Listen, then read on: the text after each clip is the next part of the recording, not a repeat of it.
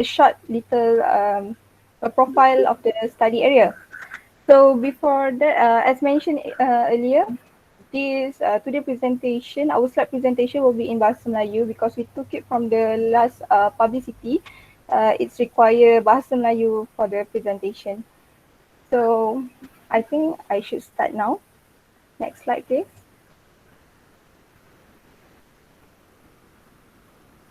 Next. Alright, Bismillahirrahmanirrahim. Rancangan Tempatan Daerah Langkawi 2035 penggantian. Dia adalah, rancangan tempatan ini adalah sebuah dokumen yang telah termaktub di dalam Akta 172 Perancangan Bandar dan Desa bahagian 3 Seksyen 12/3 yang mana rancangan tempatan ini adalah satu dokumen yang mengandungi peta cadangan ataupun pernyataan bertulis dan juga gambar-gambar rajah yang mana sebuah rancangan tempatan ini dia mempunyai cadangan-cadangan untuk jangka masa pendek dan juga panjang. Jadi untuk menyediakan sebuah dokumen rancangan tempatan, terdapat 15 sektoral yang telah dibentuk bagi menyokong ataupun merangka pembangunan daerah Langkawi. Jadi antara 15 sektoral tersebut boleh lihat di kotak yang berkala, iaitu yang pertama sekali kita ada rancangan kerja wilayah, rancangan fizikal dan guna tanah, demografi dan guna tenaga, pelancongan dan warisan, reka bentuk bandar dan landskap, asas ekonomi, perniagaan dan perkhidmatan, perindustrian, perumahan, pertempatan desa, pengangkutan dan lalu lintas, infrastruktur dan utiliti, alam sekitar dan sumber asli, kemudahan masyarakat dan rekreasi, serta akhir sekali pertanian dan perhutanan. Jadi di dalam penyediaan rancangan tempatan daerah ini terdapat banyak proses yang perlu dijalankan dan saya cuma highlight a few proses yang penting, iaitu kalau kita boleh tengok di sebelah kanan, kita ada analisis data. Mula-mula sekali selepas kita gather all the data, so we need to analyze it because we need to know the trend for the current development. It is to prepare for the projection, the needs for the future development. And also the next one is rumusan isu dan masalah. Apa masalah yang ada ataupun apakah isu yang terdapat di kawasan kajian. Ini adalah penting untuk kita menilai dan mengolah semula direction for the development. And the last one is rumusan penemuan yang mana kita merangka ke arah untuk mendapatkan hala tuju pembangunan tersebut. Next. Jadi ini adalah maklumat asas kawasan kajian. Boleh lihat peta. Okay. Jadi Kedah ataupun negeri Kedah, Kedah State was located at the north of Peninsula Malaysia. Dia bersempadan dengan Thailand dan juga dua negeri di dalam Malaysia iaitu negeri Perlis dan juga negeri Perak. Manakala daerah Langkawi iaitu kawasan kajian kita ini terletak di barat laut negeri Kedah. Boleh lihat di bulatan merah itu adalah daerah Langkawi dan bersebelahan dengan negeri Kedah lah. Jadi untuk pergi, siapa yang nak pergi ke daerah Langkawi ini, kita ada dua pintu masuk iaitu JT Kuah dan juga Langkawi International Airport. Yang mana JT Kuah ini boleh dinaiki daripada dua JT iaitu JT Kuala Kedah dan juga JT Kuala Perlis. Di antara dua JT ini, dia ada perbezaan iaitu mengambil masa yang panjang di atas laut dan juga masa yang panjang dan juga jarak yang jauh di atas laut dan juga jarak yang dekat iaitu di JT Kuala Kedah dia mengambil masa yang agak panjang dan juga jarak yang agak jauh, manakala JT Kuala Perlis lebih dekat dan mengambil masa yang lebih singkat. Jadi Langkawi International Airport iaitu kita boleh juga menaiki flight, contohnya kalau dari KLIA Kuala Lumpur International Airport ia mengambil masa lebih kurang 45 minit sahaja. Next. Jadi ini adalah tambahan maklumat iaitu daerah Langkawi ini ia berkeluasan 47,565.77 hektar. Sebuah pulau yang besar dan juga dia di antara pulau yang terbesar di Malaysia selain daripada Pulau Banggi di Sabah dan juga Pulau Pinang. Jadi kalau lihat fakta-fakta itu dia dikelilingi oleh 104 buah pulau di sekelilingnya. Dan daerah Langkawi ini dia was governed by Majlis Perbandaran Langkawi Bandaraya Pelancongan dan juga Langkawi Development Authority, yang mana dua agensi ini adalah agensi yang mengawal dan juga merancang pembangunan daerah Langkawi, yang mana dia memang menekankan supaya pembangunan Langkawi ini terutama dari segi sektor pelancongan untuk dipertingkatkan. Dan Langkawi ini mempunyai 6 mukim atau daerah-daerah kecil di dalamnya, iaitu dia ada Mukim Kuah, Air Hangat, Ulu Melaka, Bohor, Padang Maksirat dan juga Kedawang. Mukim Kuah ini kalau dilihat dari segi keluasannya, dia mempunyai keluasan yang besar. Ini kerana di sini adalah merupakan bandar ataupun pekan utama kepada daerah Langkawi. Jadi pada tahun 1987, Pulau Langkawi ini telah diiktiraf sebagai Pulau Bebas Cukai ataupun Duty Free Zone, dan juga pada tahun 2011 Langkawi telah mendapat pengiktirafan Langkawi Global Geopark oleh UNESCO. Next. Jadi kalau kita bercakap ataupun kita berbincang mengenai Langkawi, kita akan teringat mengenai legenda Masuri, iaitu ini adalah satu legenda yang memang terkenal di daerah Langkawi, yang sangat famous di Malaysia, iaitu Langkawi Masuri itself. Dia adalah seorang wanita yang telah difitnah dan juga telah difitnah kerana berlaku curang dengan suaminya, dan juga dia telah dihukum mati.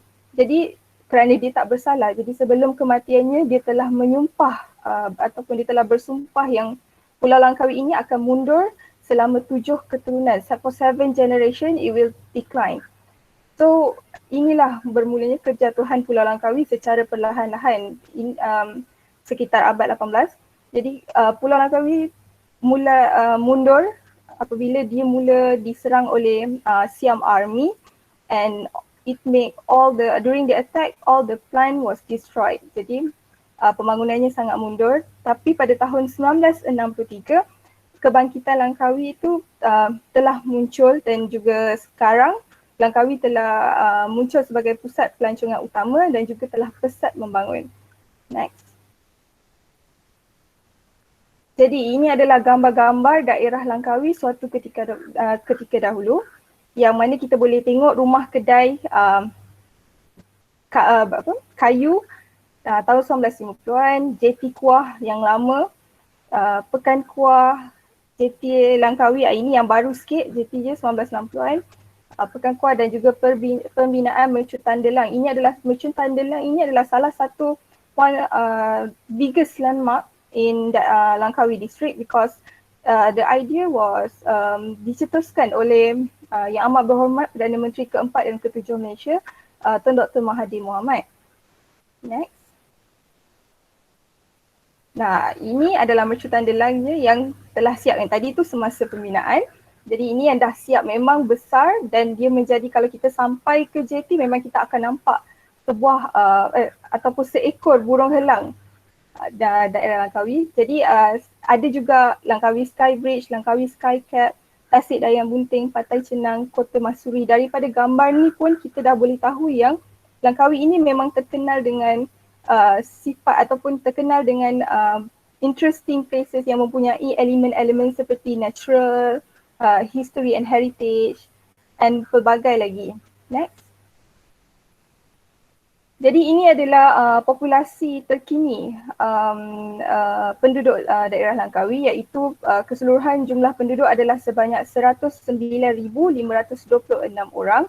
Dan juga kalau kita tengok dekat sini, yang paling padat adalah yang anak panah biru, iaitu Mukim Kuah sebanyak 41,184 orang.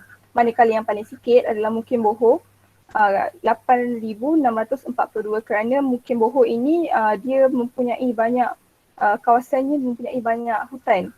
Jadi Mukim Kuah ini adalah pekan utama, jadi memang populasi penduduk itu memang tertumpu di Mukim Kuah. Next. Jadi ini adalah guna tanah semasa daerah Langkawi pada tahun 2019. Jadi kawasan terpubina ataupun build up area adalah sebanyak 13.53%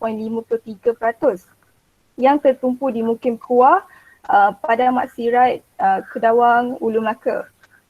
Manakala untuk kawasan bukan terpubina ataupun non build up area, Dia adalah sebanyak 86.47% yang mana ia mengandungi water bodies, forest, agriculture and also vacant land. Next. So ini adalah hierarki petempatan. Kalau kita tengok yang sebelah kiri hierarki petempatan, kita akan nampak bulat yang membezakan dia bulat kecil, bulat besar. Jadi kalau kita tengok bulat yang paling besar itu adalah berada di Mukim Kuah.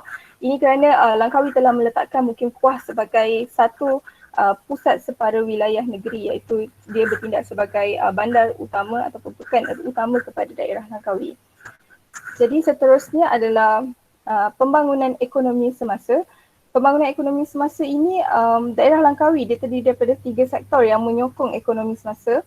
Jadi the first one is tourism, because Langkawi mempunyai pelbagai elemen-elemen ataupun tourism. Dari segi dia punya history and heritage, nature, agro, man-made tourism and banyak lagi. Even kita ada Litua di Langkawi dan juga Lima yang memang famous dan menjadi salah satu tarikan kepada turis, tak sama ada daripada luar negara ataupun tempatan untuk datang ke Langkawi. Dan juga seterusnya adalah pertanian, iaitu dari segi padi, getah, perikanan dan juga penternakan. Manakala akhir sekali adalah pusat jualan barangan bebas cukai, kraftangan, cenderahati, perkhidmatan pelancongan dan produk tempatan. Jadi dari segi perniagaan ini memang ramai yang akan shopping dekat Langkawi kerana dia bebas cukai, jadi semua barangannya agak murah. So ini adalah introduction kepada dan juga profile of study area kepada daerah Langkawi. Jadi itu saja dari saya. Saya serahkan semula kepada moderator kita, Miss Syamimi. Thank you very much. Okay. Thank you, Maizatu Farhana. For a get start on what the local district plan of Langkawi 2035 replacement is all about.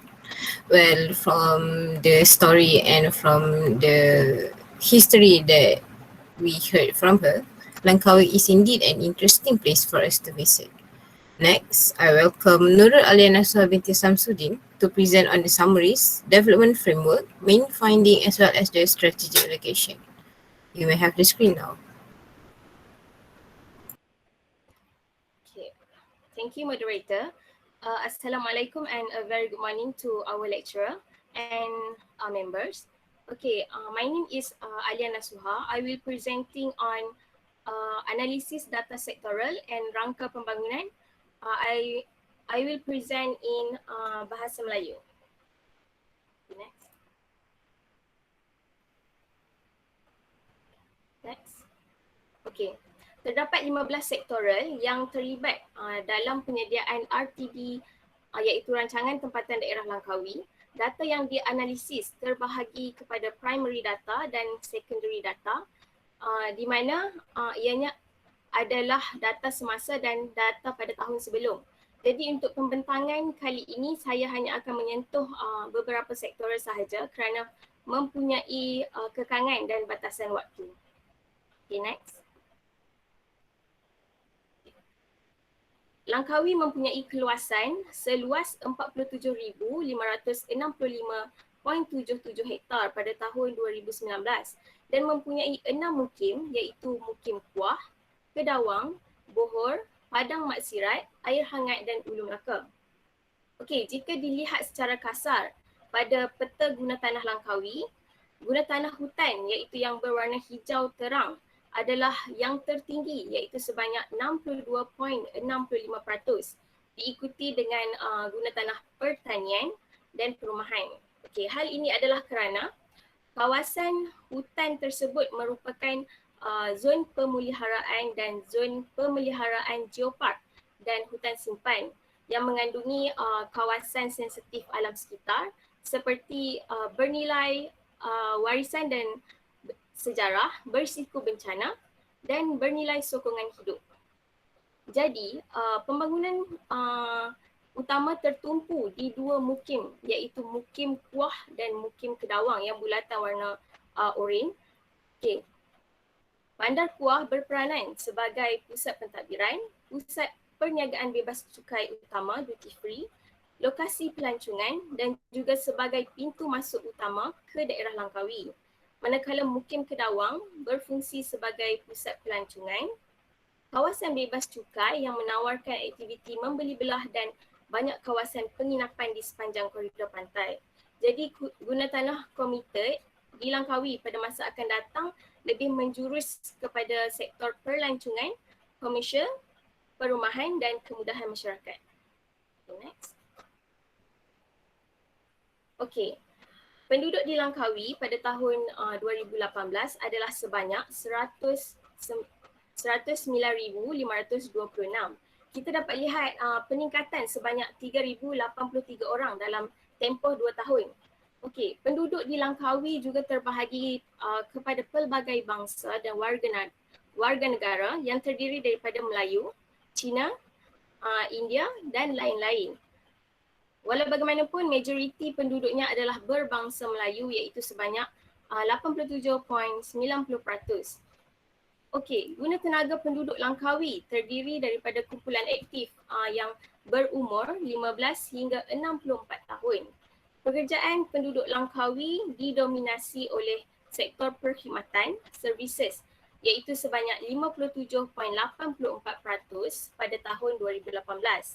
Hal ini adalah kerana penduduk mempunyai peluang pekerjaan yang lebih cerah dalam sektor ini. Contohnya seperti khidmat perhotelan, pengangkutan awam dan sebagainya. Okey, kadar penyertaan tenaga buruh juga semakin meningkat di samping kadar pengangguran mengalami penurunan berbanding tahun terdahulu iaitu pada tahun 2015. Hal ini jelas menunjukkan taraf ekonomi penduduk di Langkawi semakin baik. Ini juga dapat disokong dengan peningkatan kadar peratusan kumpulan pendapatan isi rumah T20 dan penurunan kumpulan B40 penduduk Langkawi. Okey, di Malaysia kita mempunyai 3 kumpulan pendapatan isi rumah iaitu household income iaitu T20 dengan income melebihi 6,890 iaitu kalau dalam Indonesian rupiah adalah 24 juta. Okey, kalau kumpulan B40 adalah kurang daripada 3,180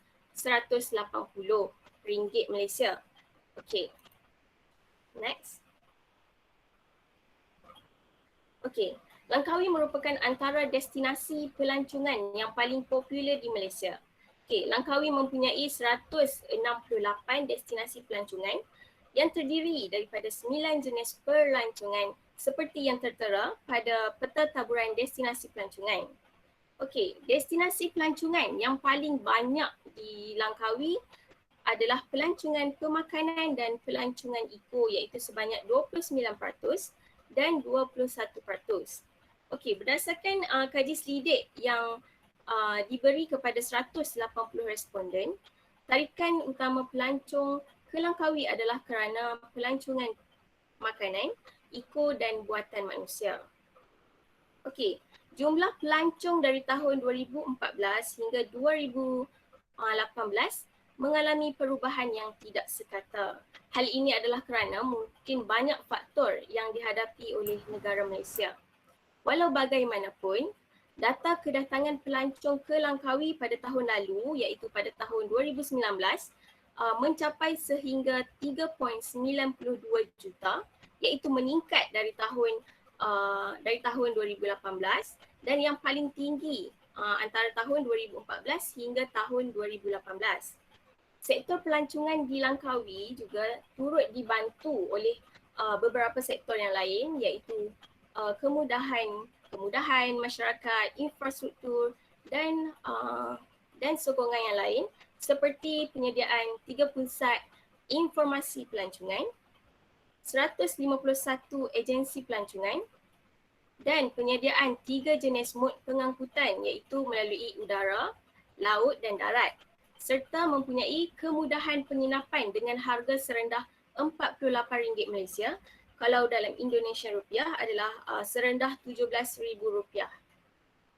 Okay, next. Okay, Langkawi mempunyai 1 pusat bandar di Kuah, 4 pekan kecil seperti Pekan Padang Mat Sirat, Pekan Padang Lalang di Mukim Air Hangat, Pekan Ulu Melaka dan juga Pekan Bohor serta 1 koridor yang berwarna biru di Pantai Cenang, iaitu di Mukim Kedawang. Okey, seperti yang saya maklumkan tadi, Bandar Kuah ni mempunyai pelbagai fungsi, iaitu fungsi utama sebagai pusat pentadbiran, pusat perniagaan bebas cukai, lokasi pelancongan dan pintu masuk utama ke daerah Langkawi. Begitu juga dengan pekan-pekan dan koridor yang berfungsi sebagai pusat perniagaan dan perkhidmatan setempat. Okey, berbalik kepada imej reka bentuk bandar, yang terdiri daripada 6 elemen, iaitu pintu masuk, entrance, nodes, laluan, mercu tanda dan distrik. Okey, di antara 6 Mukim Kuah, Kedawang dan Padang Maksirat mempunyai imej reka bentuk yang jelas. Sebagai contoh bagi Mukim Kuah seperti yang ditunjuk di dalam peta di bahagian tengah dan gambar-gambar di sebelah kanan. Ini adalah mengapa 3 mukim ini lebih menarik berbanding mukim yang lain. Seterusnya. Okey, untuk pemeliharaan latar langit di Langkawi, terdapat 2 mukim yang menjadi fokus utama, iaitu Mukim Kuah dan Mukim Kedawang. Hal ini adalah kerana mukim ini mempunyai pemandangan latar langit yang menarik dan perlu dipelihara untuk keseimbangan latar langit dan pemandangan pantai. Seperti yang boleh kita lihat di dalam klip video itu, hal ini adalah kerana berpotensi untuk menarik lebih ramai pelancong pada masa akan datang. Jadi di Mukim Kuah, ketinggian maksimum bangunan adalah 15 tingkat. Manakala di Mukim Kedawang, ketinggian maksimum bangunan adalah 6 tingkat. Ketinggian bangunan yang tinggi haruslah berada dalam lingkungan 1 kilometer. Walaupun hanya beberapa sektor yang saya bentangkan, namun dalam penyediaan rancangan tempatan daerah Langkawi, sektor lain juga turut memainkan peranan serta membantu untuk meningkatkan ekonomi di Langkawi seperti kemudahan masyarakat, infrastruktur dan sebagainya. Seterusnya, next. Seterusnya saya akan membentangkan topik rangka pembangunan. Next. Proses untuk menghasilkan rangka pembangunan bermula dengan menganalisa data menggunakan SWOT analisis. SWOT analisis memberikan kemungkinan untuk mengembangkan strategi agar membantu mengatasi kelemahan dan ancaman. SWOT analisis melibatkan faktor dalaman dan faktor luaran bagi sesuatu sektoral sama ada bagus atau tidak bagus untuk daerah Langkawi. SWOT analisis akan dikelaskan mengikut kumpulan dan dilabel mengikut turutan kod sebagai contoh seperti yang ditunjukkan di dalam kotak yang tengah. Contohnya seperti strength yang pertama, kita akan label S1. Kemudian selepas kita melabel mengikut kod, kita akan membentuk hala tuju strategi daripada SWOT analisis. Hala tuju strategi mengambil kira strategi jangka masa pendek, jangka masa sederhana dan jangka masa panjang.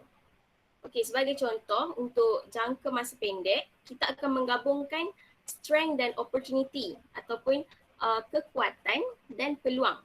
Sebagai contoh seperti kotak di bawah, S6, S8, S9, S10, O5, opportunity 5 dan O7 yang berkaitan dengan pelancongan. Kita akan sort sekali untuk menghasilkan sebuah strategi yang relate dengan pelancongan, iaitu memaju dan mempromosikan rangkaian tarikan pelancong bersama. Next. Hasil daripada pembentukan hala tuju strategi sebentar tadi, kami dapat menghasilkan sebanyak 21 hala tuju strategi tentang bagaimana untuk membangunkan daerah Langkawi pada masa akan datang. Sekian sahaja daripada saya. Terima kasih.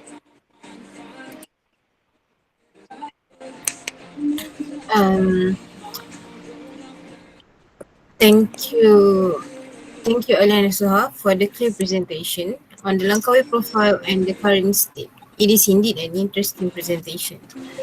We will proceed the presentation for today with Muhammad Fikri bin Rahim. But before that, can I ask Atira Yazid to close your mic? Atira Yazid? Okay, thank you. Okay, lastly, I welcome Muhammad Fikri bin Rahim to present the development direction, development concept, list of project as well as the high impact project of the local district plan Langkawi 2025 replacement. Fikri, you may have the screen now. Thank you to the moderator. Assalamualaikum dan selamat pagi. Saya Muhammad Fikri bin Rahim akan membentangkan berkenaan hala tuju pembangunan serta cadangan-cadangan pembangunan bagi RTD Langkawi ini secara ringkas. Next. Okay, untuk matlamat RTD Langkawi ini iaitu memperkasakan daerah Langkawi sebagai koridor kelestarian alam Senurjadi serta menjadi pusat pembangunan utama di peringkat global secara holistik. Bagi visi RTD Langkawi ini pula iaitu Langkawi hijau, dinamik dan inklusif. Hijau di sini bermaksud konsep mengaplikasikan konsep mesra alam, dinamik mampu membuat penyesuaian pembaharuan mengikut keadaan, inklusif pula iaitu pembangunan menyeluruh. Bagi tema yang kami pilih iaitu Naturally Langkawi, di sini dipilih kerana Langkawi yang kaya dengan elemen Senurjadi yang indah dan pelbagai di samping dapat memelihara warisan sejarah dan budayaan setempat. Ada 5 teras yang telah dicadangkan iaitu yang pertama, pelancongan heterogen dan alam sekitar yang estetik. Kedua, kemampanan model ekonomi yang universal. Ketiga, pembangunan sosial yang futuristik dan kontemporari. Keempat, guna tanah holistik dan prasarana sofistikasi. Kelima, urus tadbir yang komprehensif dan integriti. Untuk ahli tuju strategik pula saya akan bentangkan pada slide seterusnya. 5 teras pembangunan ini telah diwujudkan dan disokong oleh sektor-sektor strategik seperti kita lihat di bawah dan berkait antara satu sama lain. Next.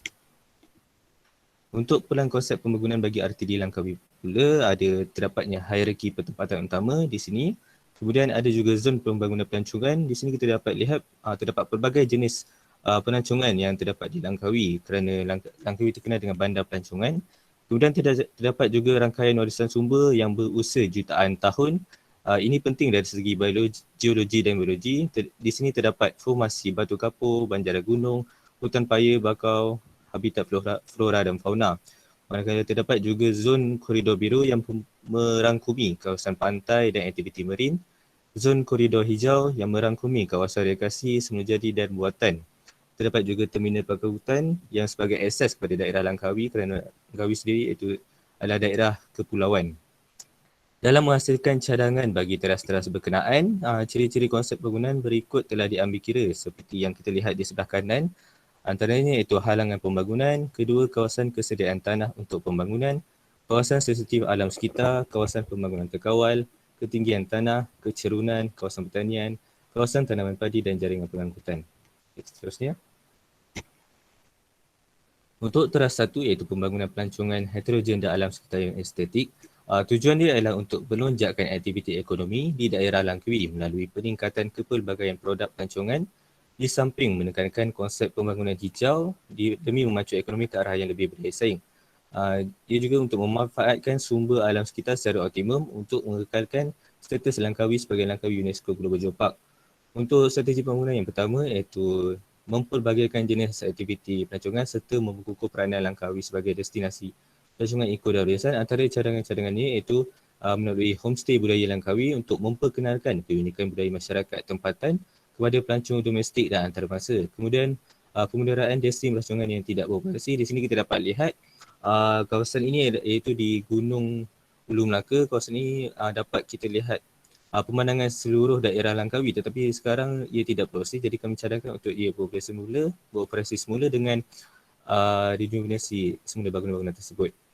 Kemudian ada cadangan untuk trend destinasi pelancongan untuk meningkatkan akses kepada pelancong dan penduduk tempatan. Kemudian penyediaan fasiliti kemudian sokongan untuk meningkatkan keselesaan pelancong. Ada jejak pelancongan eco, jejak pelancongan sejarah warisan dan budaya dan juga jejak makanan Langkawi untuk mempromosi aktiviti dan pelancongan di Langkawi. Okay, seterusnya.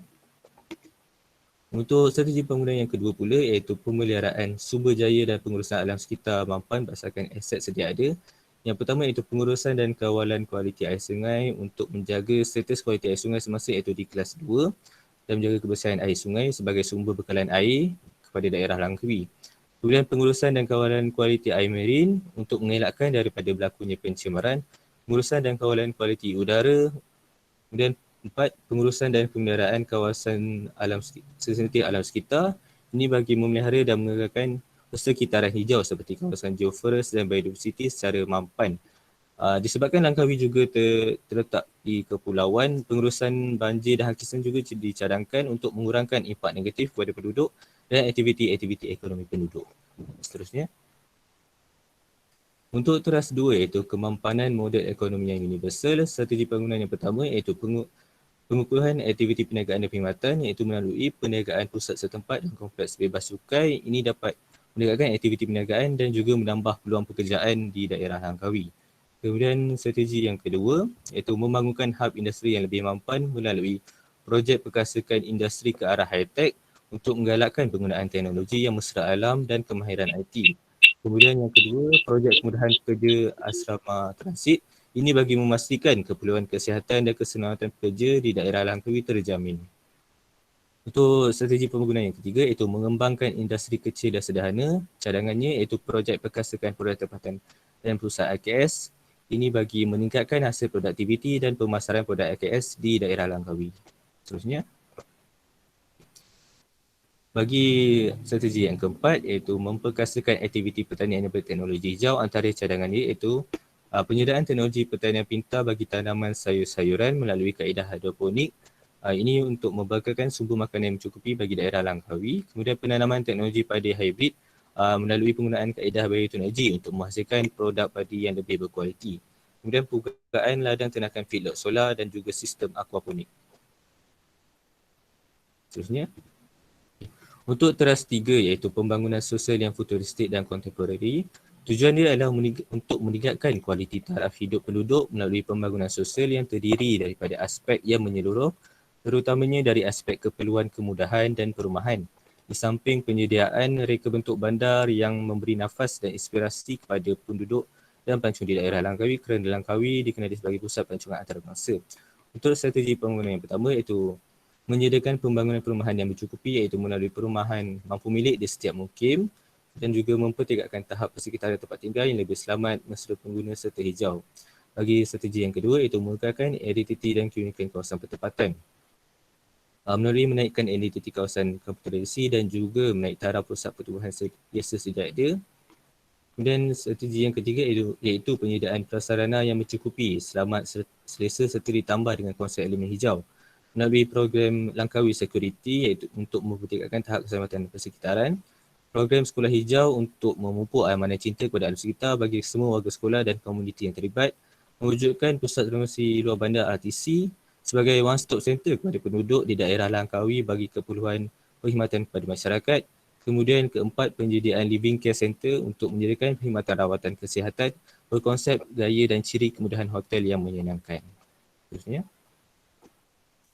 Untuk strategi yang keempat iaitu penyediaan rekreasi dan tanah lapang yang berkualiti dan efisien. Antara cadangan ini iaitu menghubungkan rekreasi dan pantai untuk mempertingkatkan kegunaan kawasan lapang dan rekreasi dengan aktiviti-aktiviti yang menarik serta pemandangan yang cantik. Kemudian ada juga menaik taraf taman sungai, taman legenda dan dataran lang bagi memelihara dan memelihara kawasan rekreasi yang berpotensi. Seterusnya strategi yang kelima, pengukuhan imej dan identiti yang seimbang di bandar utama dan pekan-pekan kecil di Langkawi melalui penyediaan pintu gerbang masuk dan mencipta double identity untuk mewujudkan pintu masuk yang jelas dengan elemen sense of welcoming ke setiap mukim kerana setiap mukim juga mempunyai identiti dan keunikan tersendiri. Kemudian penerapan elemen crime prevention through environmental design CPTED di bandar dan pekan untuk meningkatkan tahap keselamatan persekitaran. Ada juga regenerasi bangunan rumah kedai lama dan pemindahan di jalan protokol, revitalisasi kawasan rumah kedai moden dan juga mewujudkan kawasan makanan tempatan Melayu untuk melosi makanan tempatan di samping menjana pendapatan kepada masyarakat setempat. Seterusnya. Untuk yang keenam iaitu pemindahan River Experience Park. Ini cadangan baru untuk menjadi tarikan rekreasi baru di Bandar Kuah. Kemudian ketujuh, pengindahan pesisiran pantai untuk memberi imej dan pemandangan kawasan pesisiran pantai yang lebih menonjol untuk tarikan pelancong. Kemudian pemeliharaan data langit di Bandar Kuah dan Pantai Cenang. Ini untuk pemeliharaan data langit ini untuk menjaga kualiti vista alam serta mendapatkan data langit yang menarik. dengan cara meletakkan had ketinggian bangunan terutama di tepian laut bagi menjaga pemandangan. Okay, seterusnya. Untuk teras 4 pula, guna tanah holistik dan prasarana sofistikasi. Tujuannya ialah untuk perancangan guna tanah yang terancang melalui penyediaan prasarana infrastruktur dan utiliti yang sistematik dan bersepadu untuk menyokong pembangunan bandar yang lestari di samping dapat mencapai persekitaran yang berkualiti dan pengelolaan mampan. Melalui perancangan guna tanah ini, prasarana pengangkutan infrastruktur dapat dijalankan dengan sistematik dan bersepadu. Ia akan menjadi pemangkin terhadap peningkatan ekonomi di daerah Langkawi. Untuk strategi yang pertama iaitu dengan memperkasakan pengangkutan bersepadu iaitu melalui cadangan jalan baru di tepian pantai Bandar Kuah, menaik taraf jalan dan jambatan sedia ada, menambah baik persimpangan dan juga cadangan terminal bas dan laluan bas TNT. Ini sepatutnya ada untuk kegunaan pelancong dan juga penduduk tempatan. Gunaan cadangan penyediaan pengangkutan elektrik untuk mengurangkan kadar pelepasan karbon dan juga cadangan menambah baik pengurusan lalu lintas dengan menyediakan tempat letak kereta bertingkat di kawasan feri dan juga penyediaan laluan pejalan kaki yang sistematik. Kemudian untuk cadangan bagi pengangkutan hijau iaitu melalui cadangan trek basikal. Kemudian yang ketiga, untuk strategi yang ketiga iaitu membangunkan pembangunan infrastruktur dan utiliti yang lebih efisien dan berkualiti melalui penambahan loji rawatan air dan juga penambahan menara pemancar telekomunikasi di Padang Maksirat. Cadangan ini untuk meningkatkan tahap pengeluaran bekalan air di samping dapat meningkatkan tahap perkhidmatan infrastruktur telekomunikasi di daerah Langkawi. Seterusnya. Okay, untuk teras yang kelima iaitu teras yang terakhir. Urus tadbir yang komprehensif dan integriti. Urus tadbir yang cekap dan baik merupakan langkah yang mampu membawa Majlis Pemedaran Langkawi ke arah yang lebih komprehensif dan berintegriti. Penyediaan, pengurusan dan pelaksanaan dapat meningkatkan mutu perkhidmatan Majlis Pemedaran untuk menjadi lebih sistematik dan efisien. Strategi pembangunan yang pertama untuk teras ini iaitu memperkasakan tadbir urus dan penggunaan ICT bagi meningkatkan kualiti sistem penyampaian perkhidmatan melalui sumber manusia yang berprestasi tinggi, mengamalkan pengurusan kerja berkualiti, pengurusan aduan yang cekap dan berkesan, memperkasakan penggunaan ICT secara meluas. Strategi yang kedua iaitu mengukuhkan kedudukan kewangan Majlis Pemedaran Langkawi Bandaraya Pelancongan melalui penggembangan tenaga kerja secara bersepadu. Melalui meningkatkan hasil pendapatan dan sumber kewangan, memperbagaikan sumber hasil baru, meningkatkan kecekapan kawalan pembelanjaan, pengurusan kewangan yang cekap, penguasaan akta dan undang-undang kecil. Untuk strategi pembangunan yang ketiga yang terakhir iaitu memperkukuhkan perancangan dan pembangunan pemedaran yang berkesan selaras dengan trend pembangunan fizikal Langkawi sebagai pulau pelancongan bertaraf dunia 2035. Cadangan yang pertama iaitu menyediakan rancangan pemajuan yang menyeluruh seperti rancangan RTD ini. Kedua, melaksanakan pembangunan infrastruktur dan ameniti yang komprehensif dan kondusif.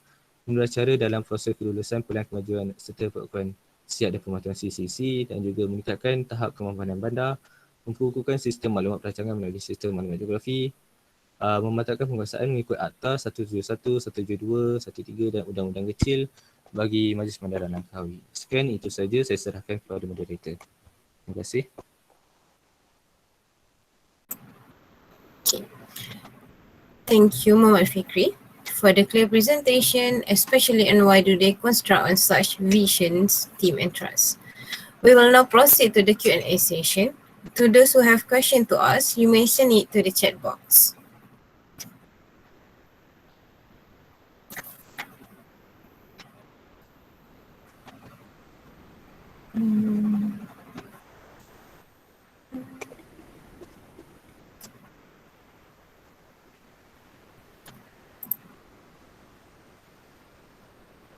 Okey, kepada sesiapa yang nak tanya soalan,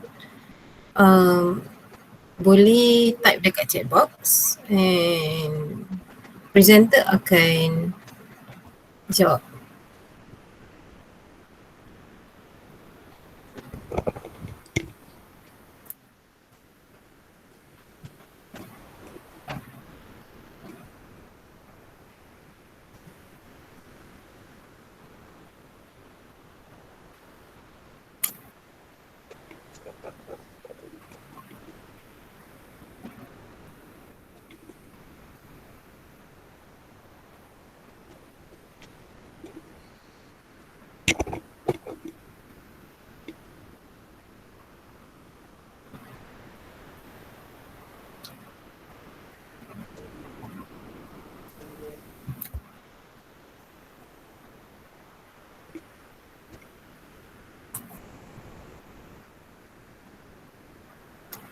Okay. So we make this just like a forum. Okay. Some might have questions on what is the important or the relationship. Okay. So we now have question from Pancawati. Okay. Adakah syarat-syarat dari pemerintah dari pengembangan?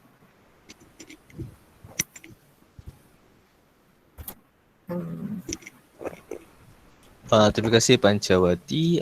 Dalam kami menghasilkan RTD Langkawi ini juga kami merujuk kepada dasar-dasar yang lebih umum seperti rancangan fizikal negara dan rancangan struktur negeri untuk membantu dalam melaksanakan RTD Langkawi.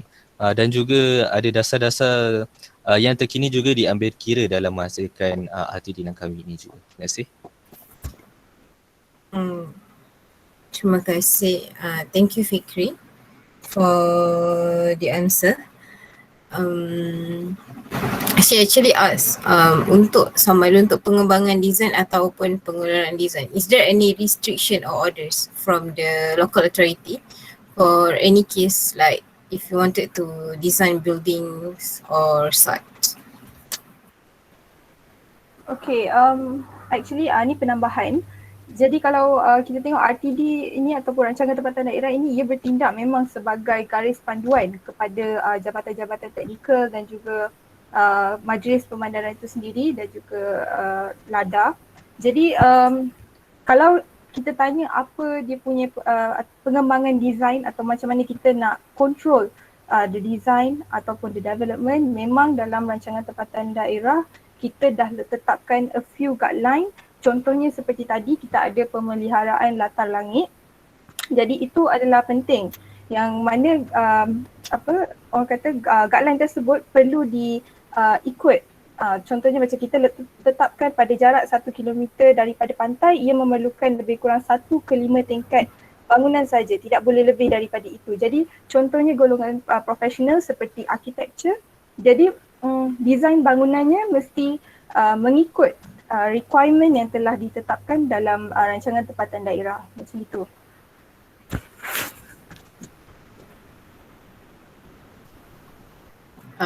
Thank you Farhana for the answer. I hope that Pancawati are clear with the answer given by Farhana. Is there anyone who would like to add any questions?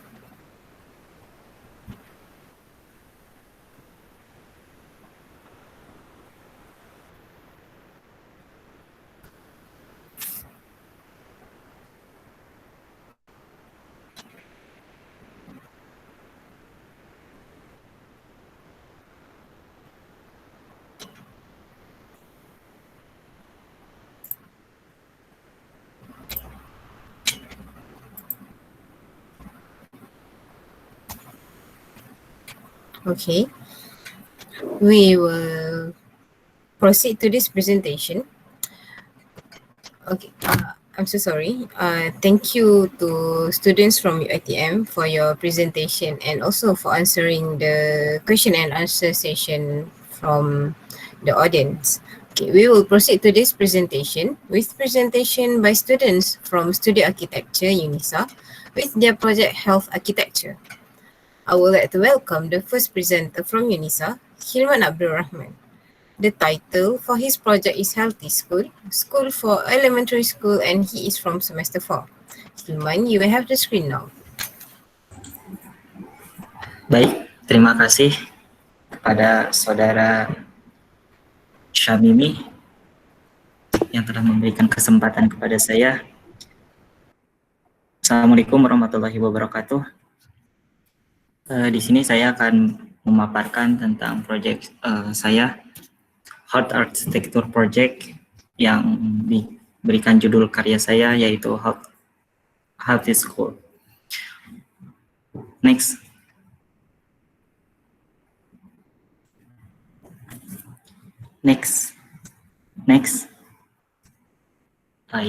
Yes. Healthy School juga itu merupakan sebuah konsep yang mana sekolah ini dapat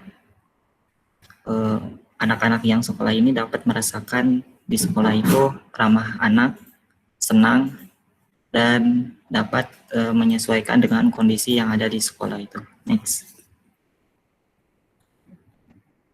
Nah, jadi sebelum kita menganalisis atau merancang sebuah bangunan sekolah, perlu kita ketahui bahwa untuk untuk memproses sebuah ide kita ada analisis preseden.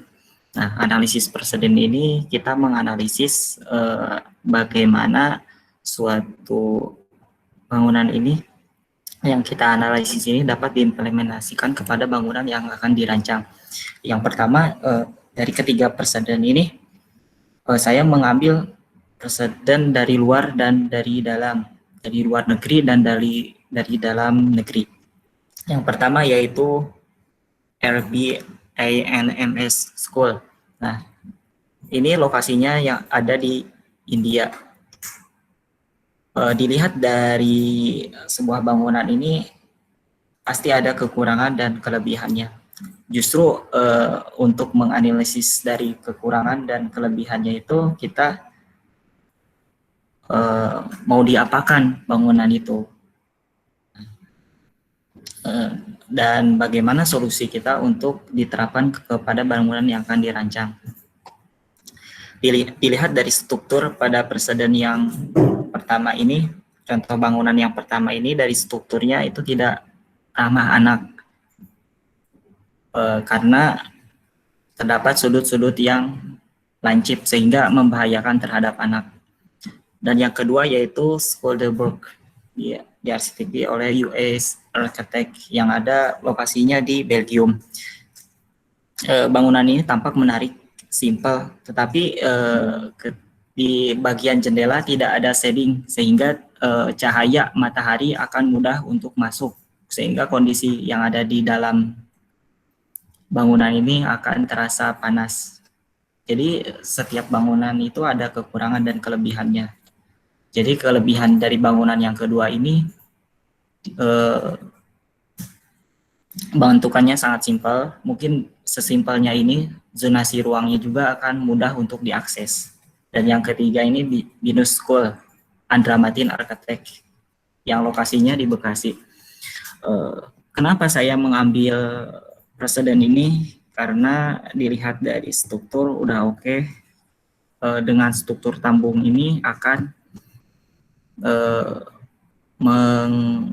menjadikan ramah anak, karena dilihat dari struktur ini ada keselamatan terhadap anak dengan bentukan yang tabung ini, beda dengan preseden yang sebelumnya. Dan dilihat dari segi warna ini, warna yang kontras sehingga dapat meningkatkan pengingat terhadap anak. Jadi ketika anak pas sekolah di sana itu akan merasakan bahwa ini tuh sekolahnya anak gitu. Jadi ada karakteristiknya. Next. Dan ini ada sebuah kata-kata dari seorang arsitek yang kalau dimaknai yaitu kita membuat sebuah bangunan ini tidak hanya dengan estetika aja, keindahan aja, tetapi kita harus memperhatikan dari struktur, konstruksi, dan tahan lama. Dan dari sebuah bangunan itu kita harus membangun bangunan agar menjadi satu kesatuan dan ada fungsinya. Next. Nah, ini merupakan sekolah dasar Aisyah, unggulan Aisyah. Dan sekolah dasar unggulan Aisyah ini yang saya akan desain, akan dirancang, itu merupakan bangunan yang sudah ada atau bangunan existing. Next. Nah, dilihat dari segi kawasan bahwa lokasi sekolah unggulan Aisyah ini berada di Pulau Jawa Daerah Istimewa Yogyakarta. Next. Dan berada di daerah Bantul City. Nah, yang ketiga ini, bagian yang ketiga kolom ini merupakan site unggulan Aisyah Elementary School. Next. Nah, ini merupakan lokasi sekolah unggulan Aisyah. Nah, bisa dilihat dari kondisi existing yang ada di sana dan juga kawasan yang ada di sana. Kawasan yang ada di sana merupakan kondisi yang sangat strategis karena berdekatan dengan jalan, di samping jalan. Nah, di area samping jalan ini terdapat sungai yang mana ada batasannya terhadap bangunan tersebut nanti ketika akan dirancang. Next. Nah, ini setelah kita mengetahui dari site, kita membentuk site itu menjadikan grafis atau diagram. Nah, di sini ada beberapa legend. Yang pertama yaitu bangunan yang ditandai dengan warna abu. Nah, ini adalah bangunan-bangunan yang ada di site tersebut. Sebelah barat tampak sangat padat dan sebelah timur juga sangat tampak padat, dan utaranya di sekitar utara terdapat area sawah pesawahan. Dan yang kedua yaitu vegetation. Vegetasi ini jadi sekolah Dasar Aisyah ini di samping-samping yang ada di selatan sama di utara ini dikelilingi sama vegetasi, sehingga respon sinar matahari ataupun angin itu lajunya akan sangat sedikit. Dan di sini ada wind path, highness, dan kebisingannya itu pasti terdapat di bagian jalan. Nah, yang tanda biru ini yang terakhir nomor 8 ini merupakan pedestrian. Nah, jadi di sini ada di samping jalan ini ada sungai kecil yang mana ukuran sungainya itu 3 meter, dan jadi sungai sama bangunan ini ada batasannya, atau ada batasannya itu sekitar 3 meter. Jadi dilihat dari sini land area luasan lahannya yaitu 3.500 meter persegi. Dan adapun ketentuan atau peraturan yang ada di daerah Bantul ini, Yogyakarta ini, koefisien dasar bangunan ini sekitar 2.100, koefisien lantai bangunan 14.000, dan jadi Yogyakarta ini mempunyai peraturan-peraturan yang mana bangunan ini tidak boleh lebih dari 3 tingkat. Ada batasannya berapa meter tingginya, terus kalau misalkan di sungai berapa jarak bangunan dan sungai, itu ada peraturannya seperti yang saya paparkan di sini. Dan koefisien dasar hijaunya 10.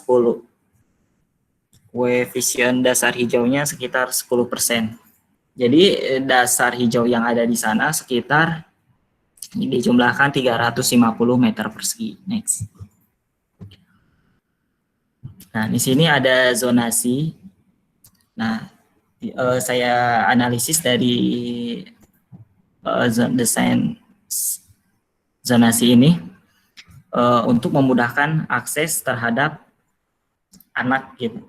Karena ketika anak masuk ke sekolah dasar ini, anak pasti akan merasa senang, merasa tidak terganggu, dan akses terhadap bangunan ke bangunan yang lainnya dapat diakses dengan mudah.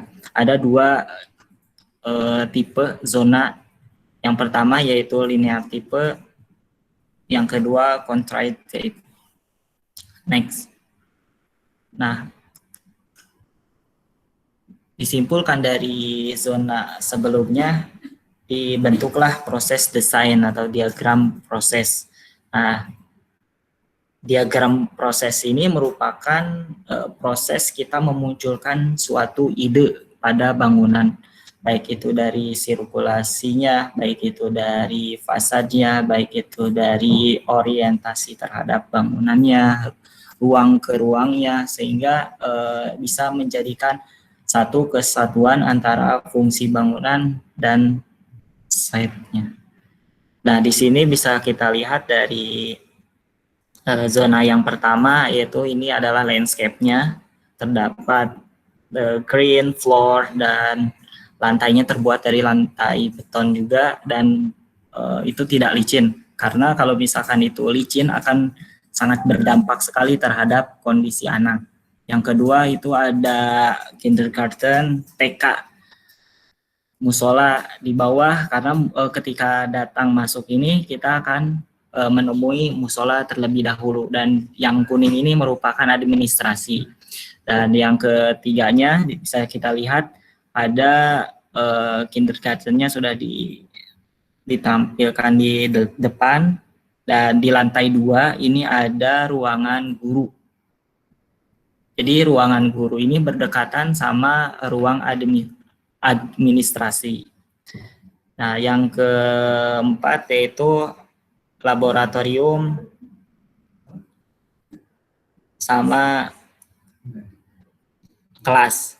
Nah, yang terakhir ini ada, bisa kita lihat, jadi di tengah-tengahnya suatu masa ini terdapat sirkulasi untuk akses terhadap ruang ke ruang, dan untuk memudahkan kita untuk akses dari ruang guru ke ruang kelas, dari ruang guru ke servis, dari administrasi ke kelas, dan jadi semua ruangan itu ada kaitannya, kecuali itu zona privat. Next. Nah, dari preseden tadi, dari analisis tadi sama diagram proses desain tadi ini, baru kita simpulkan bahwa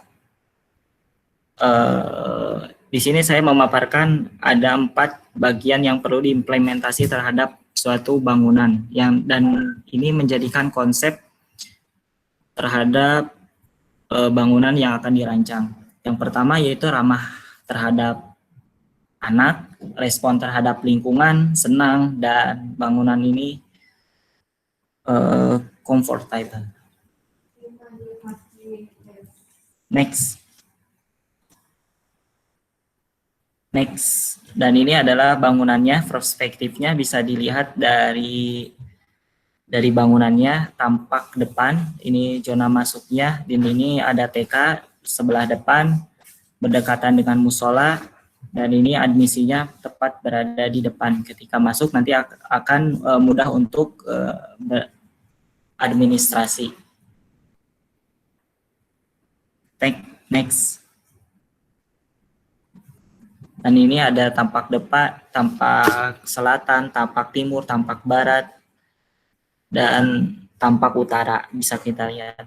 Next. Dan ini adalah potongan dari timur ke barat, potongan dari selatan ke utara. Next. Dan ini adalah detail desainnya, dari saya ambil dari salah satu contoh SD dan TK. Ini ada atap, drainase, roster, windows. Next. Nah, ini adalah perspektif dari suatu kawasan yang ada di lingkungan SD Unggulan Aisyah. Dan ini bisa dilihat dari atas, ada tampak interiornya bisa kelihatan bagian dalamnya seperti apa, dan ini bagian luarnya, dan tampak secara utuhnya bisa kelihatan seperti ini. Thank you.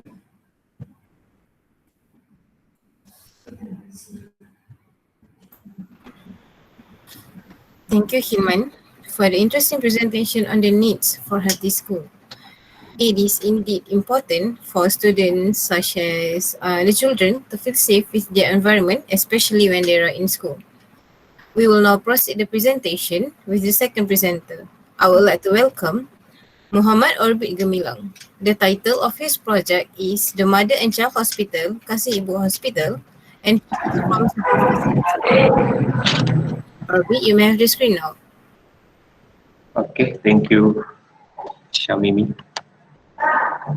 Assalamualaikum warahmatullahi wabarakatuh. My name is Orbit Gemilang. I am an architecture student, 7th semester from Universitas Aisyah, Yogyakarta. I will present my 6th semester project, the Kasih Ibu Mother and Child Hospital, atau disebut RSIA Kasih Ibu. RSIA Kasih Ibu provides patient health facilities by accommodating efficient utilization of natural potential, hospital resource based on natural and living environment. Green connectivity is applied to the design to support environmental sustainability such as natural resource and will provide comfort for patient because it is provide an approach to nature. Next, please. Okay, the site located on Jalan Siliwangi, Gamping in Sleman, which is a supporting area for the development of Yogyakarta city. The location on the arterial road was a challenge in creating a comfortable environment free of noise and pollution. Access into the site from west, so the facade dominates the face to the sunlight path. It is also a design challenge in terms of energy saving and ventilation comfort. Next, please. So, to respond to the existing site, the building facade designed as a secondary skin, environmentally friendly material and natural colors such as wood and tiles. The opening is made wide in the public area so that it is directly connected to nature. Interior elements are child friendly and there is an indoor garden as a children's playroom with natural nuances. The void with clear roof for natural lighting and ventilation. The landscape is designed with denser vegetation as a side barrier to reduce pollution and noise from the road from Jalan Siliwangi.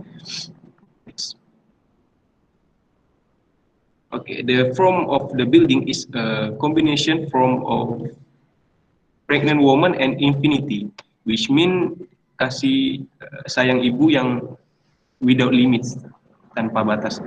Then on the side, the position of building and road is bound by vegetation area, and the facade of the building covered with secondary skin to reduce direct sunlight from the west.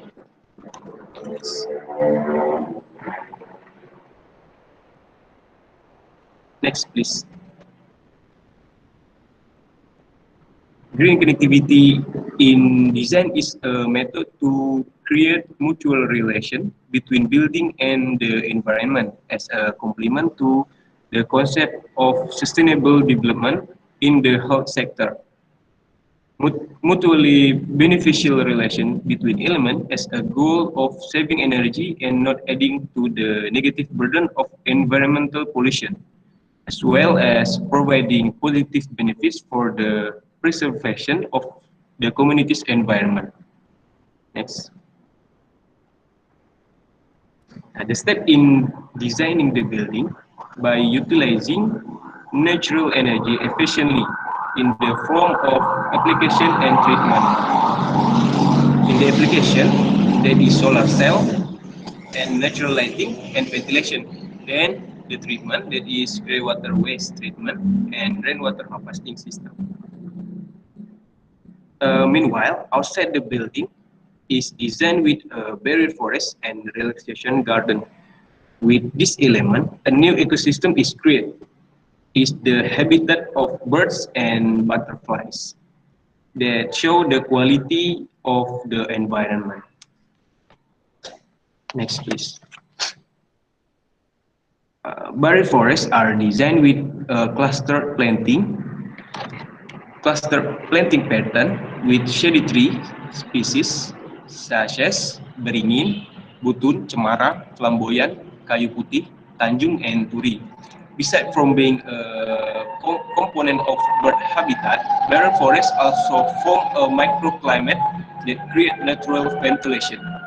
Then, the application of solar cell on the rooftop is to maximize solar energy as a source of room lighting energy and reducing the burden of electricity usage. On ventilation and lighting, it is maximizing natural ventilation in the non-infectious zone with the cross-ventilation method and natural lighting with a wide opening design in public area. Placement of a park between shady trees as a public relaxation area. Garden vegetation with types of plants that invite the habitat of butterflies and insects such as pagoda flower, planting flower, and lime trees. Next, please. This is the design of water harvesting system. Rainwater stream through the facade to the ground tank, then treat to flush toilet and sink. Meanwhile, the greywater waste is collected in underground reservoir, then distribute by subsurface emitter for landscape and garden watering. Next. This is a natural lighting scheme for public space, with a transparent roof that so that sunlight can enter all rooms. Then the barrier forests create natural ventilation into the building. Next, please. This is view of building facade. Next. And this interior design, lobby and playroom for children. Next. Okay, that's all for me. Thank you for your attention, and I return it to moderator. Okay. Thank you, Orbit Gemilang, for a wonderful presentation. It is important for the society to have hospital that enhance the need for both children and mothers.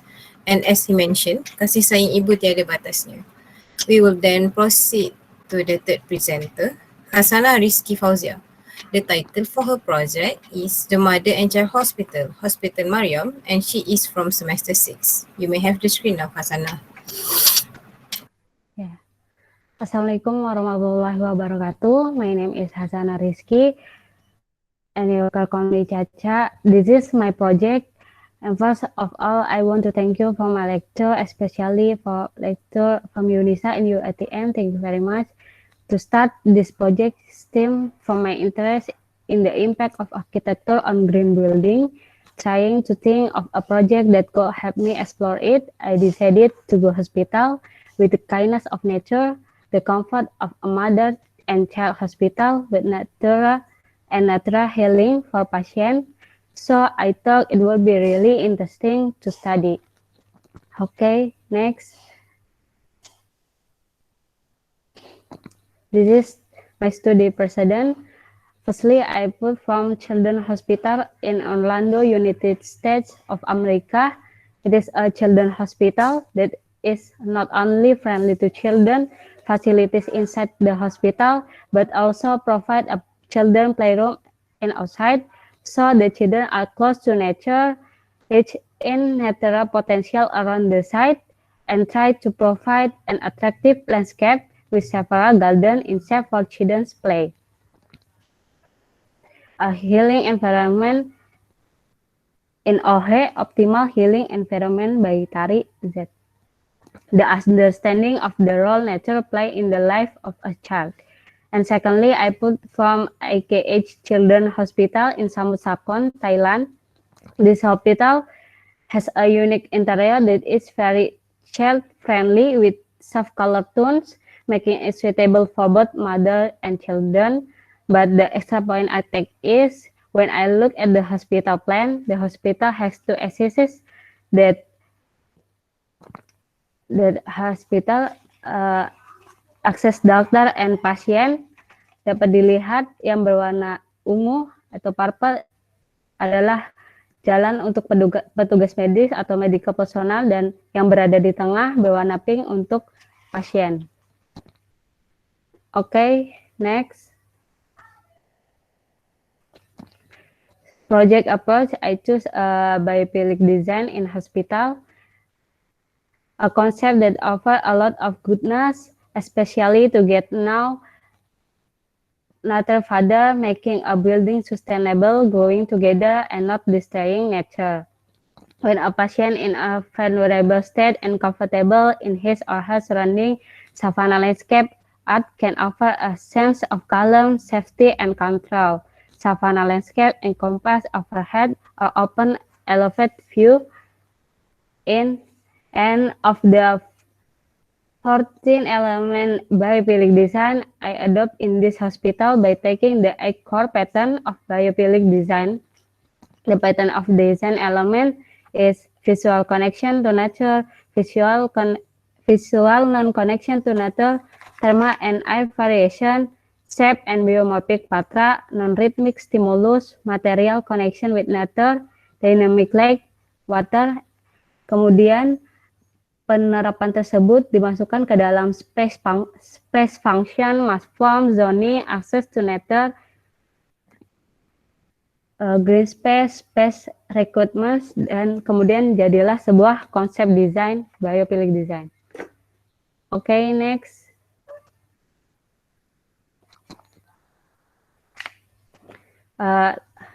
Site ini berlokasi di Jalan Siliwangi atau Siliwangi Road, Sleman Regency, Provinsi Special Region of Yogyakarta. Terdapat 3 potensial penting dari tapak tersebut. Terdapat Menoreh Mountains, forming around Kulon Progo District. Kemudian ada Mount Merapi sebagai primadona dari kota Yogyakarta sendiri. The famous active volcano in Indonesia. And then terakhir yang menjadi batas dari tapak tersebut adalah Bedok River, the river yang masih asri, beautiful, and natural. Kemudian tapak sendiri memiliki waktu tempuh dari kampus Unisa sekitar 5 menit dan dari Yogyakarta City sekitar 15 sampai 30 minutes. Okay, next. Form and zoning. Bangunan ini, hospital incident, dibagi menjadi 2, two masses that have different height and function. Kemudian dapat dilihat untuk titik poin fasadnya sendiri, bagian depan terdapat secondary skin untuk menghalau sinar matahari pagi. Kemudian kaca dan roster yang besar untuk sebagai penghawaan dan untuk melihat view, karena arah tersebut, sisi tersebut merupakan bagian utara untuk melihat keindahan dari Gunung Merapi. Okay, next. This is point of view dari Mother and Children Hospital Mariam dan beberapa master plan dari situasi, vegetasi, bangunan, bentuk bangunan, kemudian ada perkerasan Old Plaza yang dibuat untuk tempat parkir, parking area, dan area jalan, seperti itu. Dan kemudian ada noise vehicle atau kebisingan dari jalan ring road sendiri. Di bagian depan dibuat berwarna-warni untuk memberikan kesan yang friendly terhadap anak, sehingga anak tidak takut jika ia dibawa ke rumah sakit atau datang di rumah sakit tersebut. Next.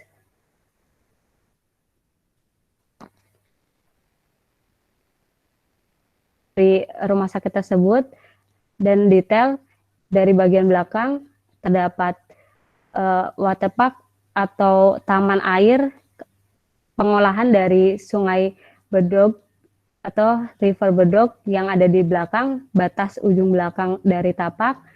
Situ detailnya. Kemudian di dalamnya terdapat inner court atau inner garden di dalam rumah sakit tersebut untuk memberikan healing terapi. Area bangunan tersebut merupakan rawat inap atau inpatient. Kemudian masa di tengah-tengah tersebut terdapat koneksi, yaitu taman, sehingga pasien ketika melewati dari gedung yang depan kemudian ke gedung belakang, ia akan mendapatkan kesan natural, yaitu melewati sebuah taman dari rumah sakit tersebut.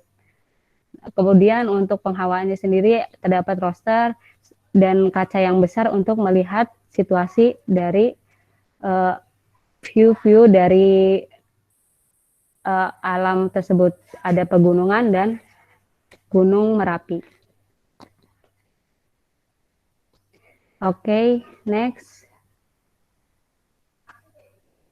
Nah, ini merupakan detail dari waterparknya sendiri dari rumah sakit dari arah view belakang, the back view. Kemudian seperti itu detailnya, dan di setiap ruang rawat inap diberi selasar atau kemudian ada tanaman, sehingga untuk menceritakan ketika jenuh seorang pasien maka bisa keluar dan melihat pemandangan yang ada di sekitar rumah sakit maupun pemandangan yang tampak dari rumah sakit tersebut. Oke, next. Nah, the history of hospital name, the name of mother and child Hospital Maryam, taken from the story of Islamic history. How about a mother named Maryam, who loves and takes good care of her child, so that later her child becomes a pious prophet and is loved by his people. We also know, namely, the Prophet Isa alaihi salam. And thank you for moderator. Thank you, Hasana, for a very interesting presentation. It is indeed important for patients to have a positive environment for their healing process. And we will now proceed with the last presenter from UNISA for today. I would like to welcome Baharuddin Yusuf Subagaya. The title for his project is The Mother and Child Hospital, EOS Hospital, and he is from semester 6.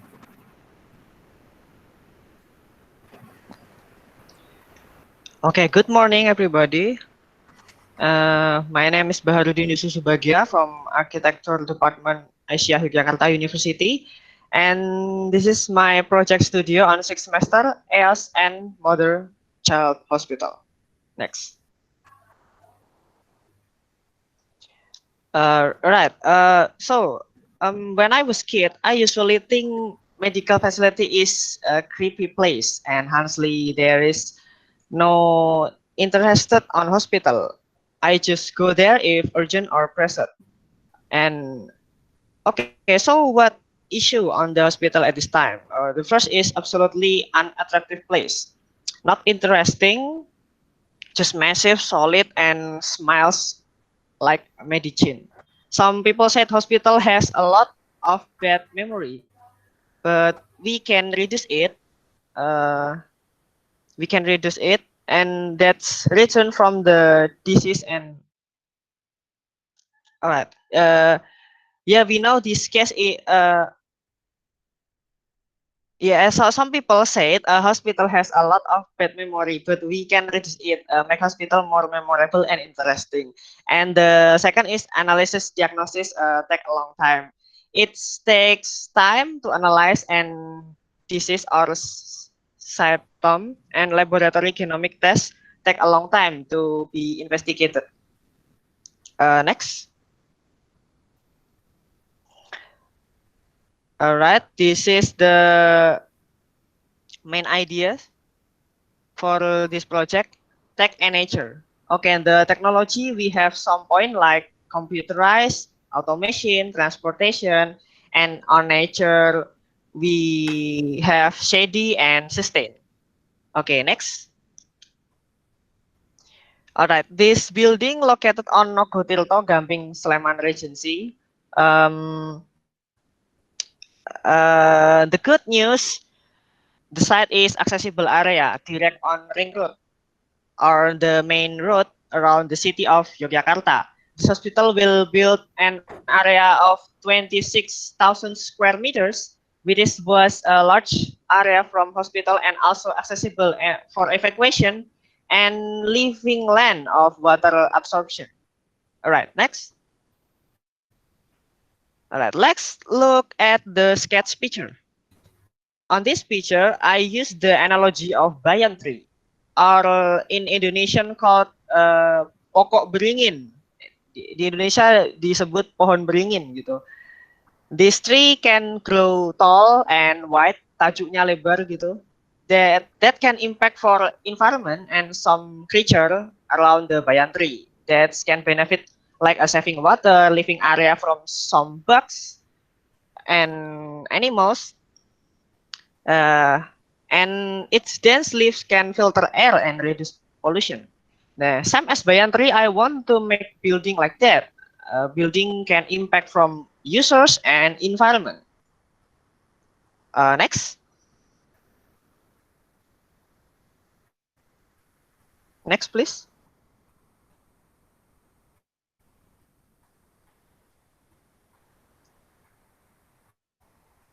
All right, the shape is this building is taken from banyan tree.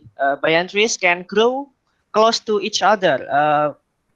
Dia tumbuh saling berdekatan.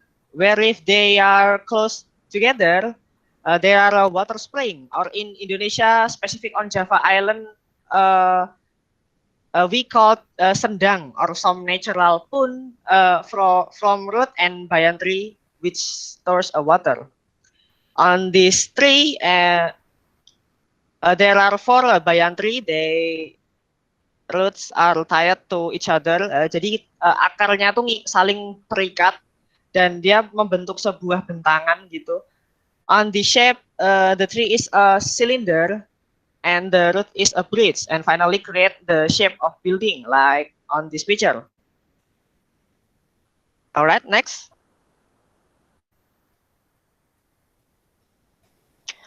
Okay, the implementation of technology, the first is Jetson robot utility.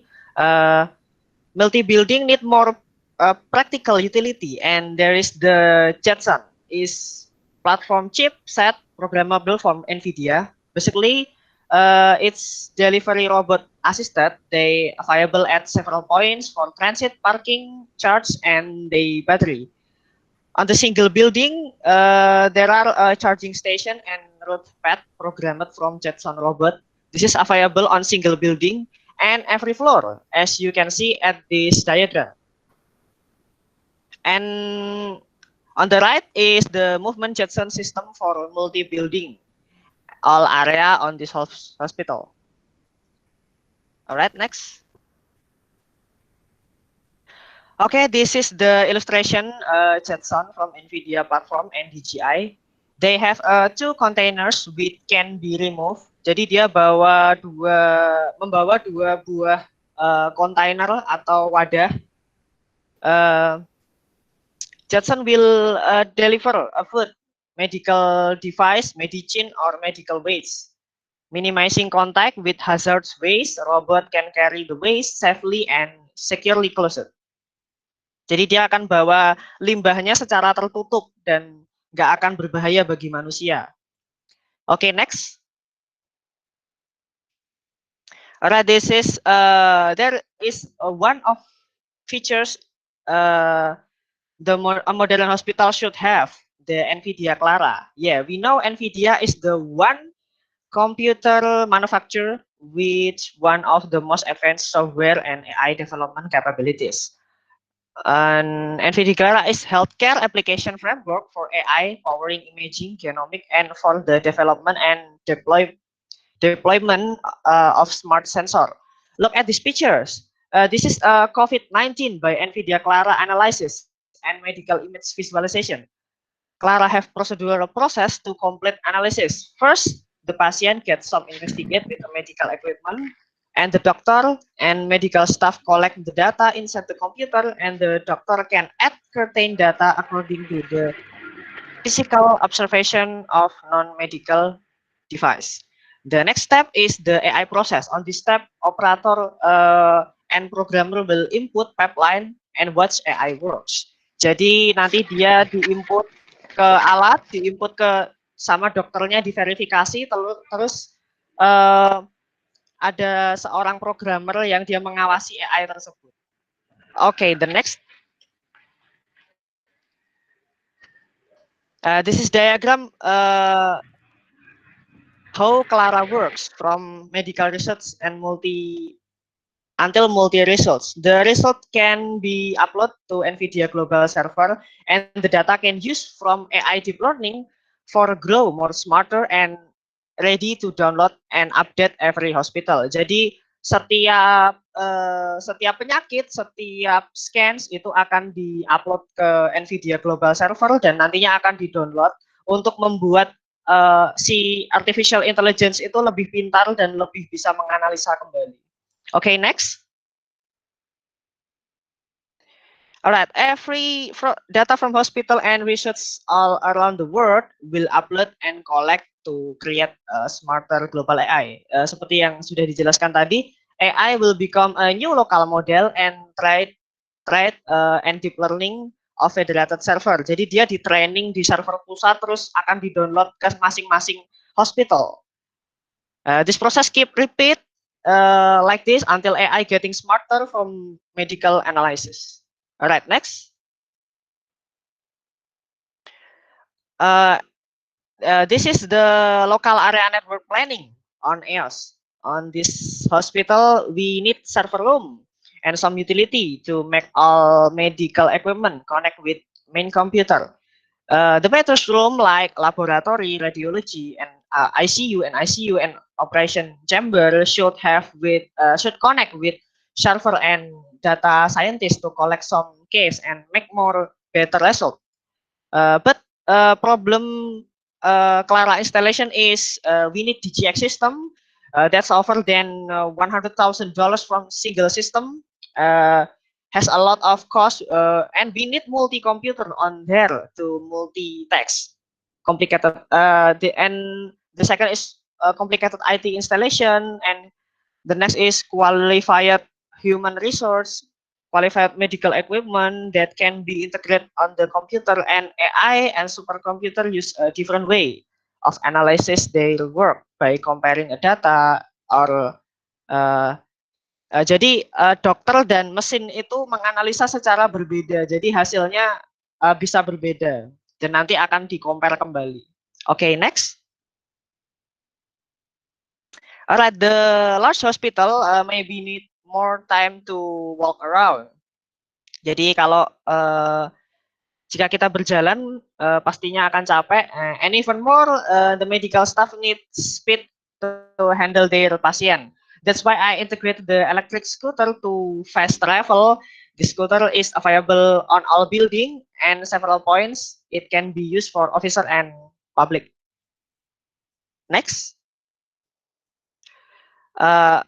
Okay, the next is the name of EOS. The name of EOS is fictional world in the video game Final Fantasy 15 by Square Enix. In that world, there is 5 countries with each special abilities. On this building, there's 5 different parts, 4 building and 1 open space garden. Each of them have advantage and function. Let's see the top view on here. You can see any 4 building has Lucis, Tenebris, Solheim, and Niflheim. And there's 4 bridge or low building, which is connect all building and add some function like cafeteria, mini shop, and there is Accordo in middle yard. And you can see like that. Okay, next. Okay, on this picture, you can see the main hall and lobby. This is located on Lucis building, all integrated administration and registration and customer service is on there. Next. All right, this is Nefelheim building. You can see the building position on the key plan maps in the corner. Nefelheim is sold as country with machine technology and energy source, such as combat robots and airship in the story, right? That's I make this building as a place that contains utilities and isolation room. All right, next. Tenebrae is a land of calm, fertility, and beauty. On the story, Prince Noctis of Lucis came this country for the treatment because he was sick. The royal family of Tenebrae also had extraordinary healing power. Same as the story, this building have healing components like operation chamber and ICU, baby room, VK, and laboratory. Right, next. All right, this is Solheim. In this story, in Final Fantasy 15, the land is the safest country, like Utopia. Like Solheim, on this place, there are inpatient, medic rehabilitation, and all polyclinic. Next. Right, this is Lucis. Is the land where Prince Noctis live. There's a capital city called Insomnia, which never sleep with all the glitter of its busy life. The city was protected by a magic from the crystal resisting in the royal tower. On this story, on this story is there. SMS Lucis, this place is never sleep. Tidak pernah tidur, tempat gedung ini tidak pernah tidur gitu. Because on this place work 24 hours, like emergency room, control center, and pusat pengendali atau pusat komputer, istilahnya di situ lah. Okay, next.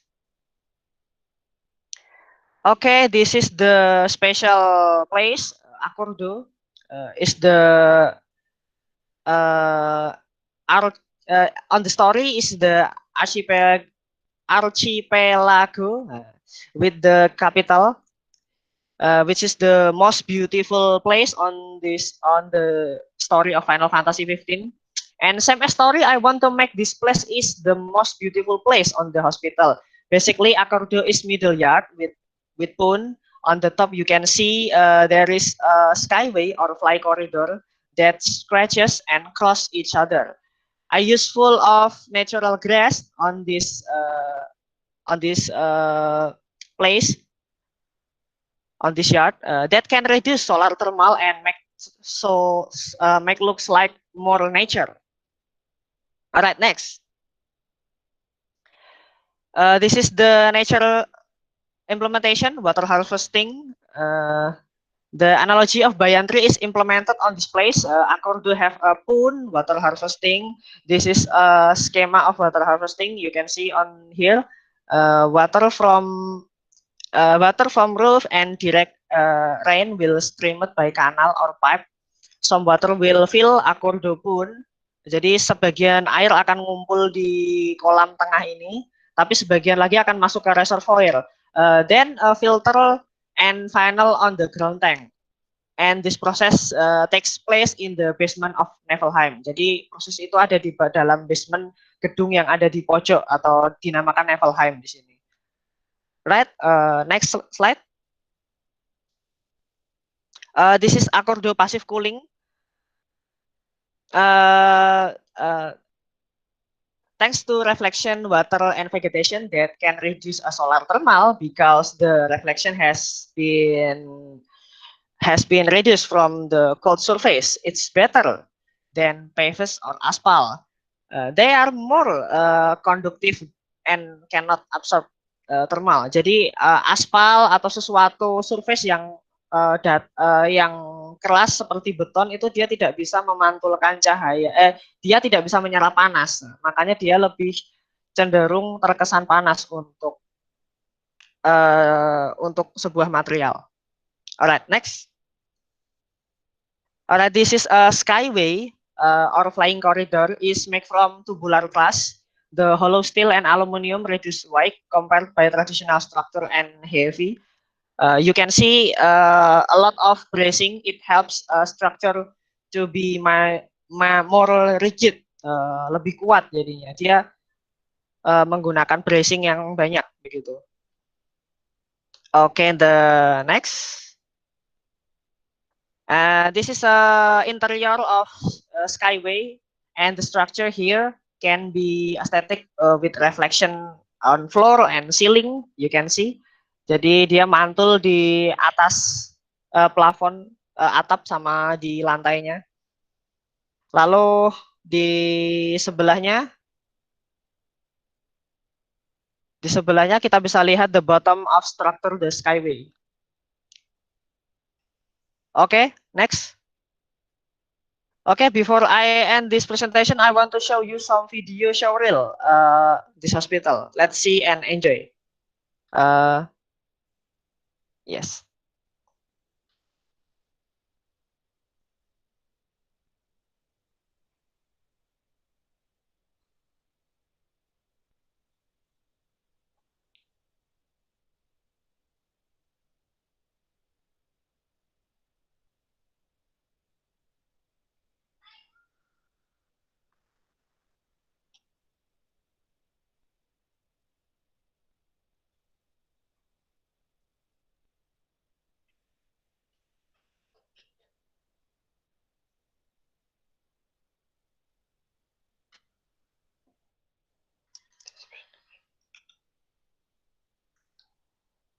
Alright, this is the interior of the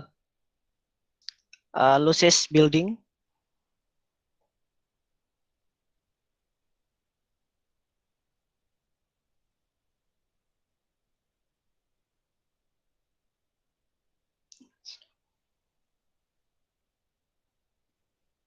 Alright, the time is over.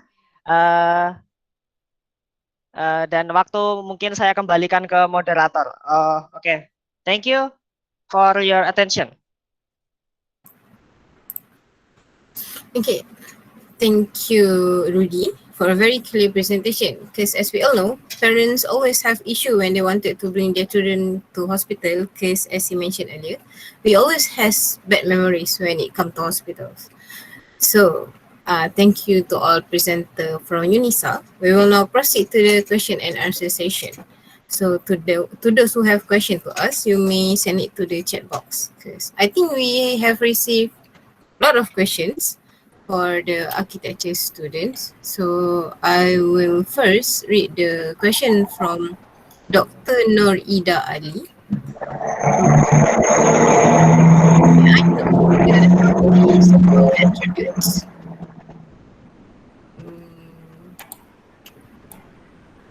Oke, saya langsung jawab aja ya. Ada beberapa pertanyaan ini ya.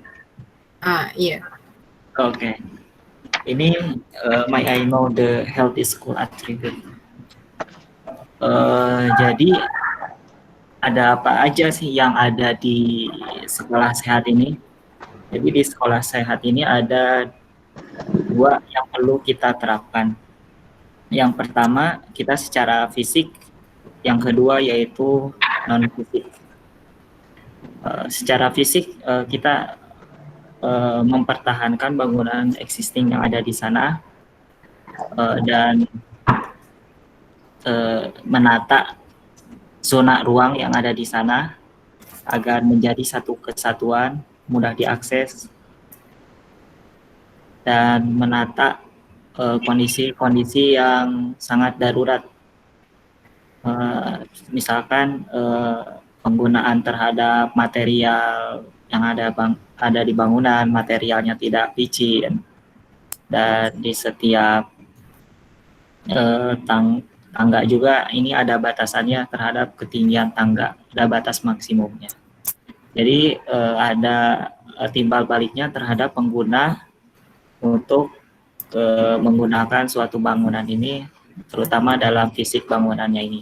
Dan seperti kolom bangunan, kolom yang ada di Healthy School ini sangat ramah terhadap anak, tidak dan menjadikan keamanan bagi anak. Terus yang kedua yaitu secara non fisik atau secara psikologis.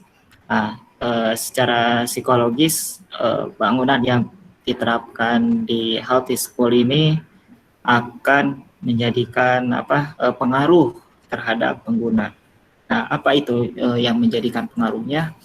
Yang menjadikan pengaruhnya itu kita memberikan konsep green space. Nah, ruang hijau yang ada di Healthy School ini. Jadi menjadikan nuansa bangunan yang asik, yang ada asri, yang sejuk, dan juga tidak hanya dengan green space saja, tetapi kita menata suatu ruangan agar terhindar dari kondisi yang sangat bising, kondisi yang panas. Jadi untuk meminimalisasi dari kondisi-kondisi tersebut, sehingga kita menata dengan zonasi yang melingkar agar dapat diakses oleh pengguna dan meminimalisasi dari kondisi-kondisi yang seperti yang saya tadi paparkan. Nah, mungkin seperti itu. Okay, thank you Hilman for the answer. And the next question is, I think it is for Hasana from Mr. Sepertinya itu pertanyaannya buat saya kan? Kamu mau jawab dulu ya, Robert? Ya, yang why is it important for patient to have natural healing process? Yeah, the importance of nature to the healing process of the patients.